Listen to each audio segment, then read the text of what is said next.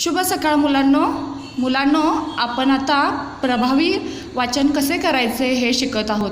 वाचनाचे फायदे आम्ही तुम्हाला वारंवार सांगत आलेलो आहोत आणि त्याचा फायदाही तुम्हाला होत आहे।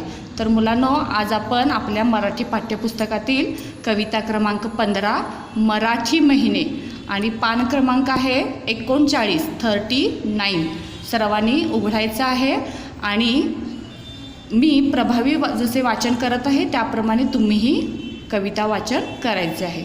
पहा, कविता क्रमांक 15 मराठी महिने।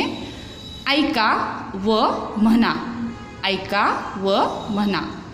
चैत्र महिना बहराचा, वास आंबे मोहराचा, वैशाखात रणरण ऊन, आग नुसती चहूकडून, ज्येष्ठ आषाढ जलधारा, सोसाट्याचा वरवारा, श्रावण भादव न्हालेले, हिरव्या रंगी नटलेले, अश्विन कार्तिक नितळ निळे, पिवळा धमक झेंडू फुले, पौष मार्गेसर झाड सडे, पाचोळ्याचे सडे सडे, माघ फाल्गुन पिवळे ऊन, वसंत चाहूल फांद्यातून, नवमासाची नवतरा, सजलेले महिने 12।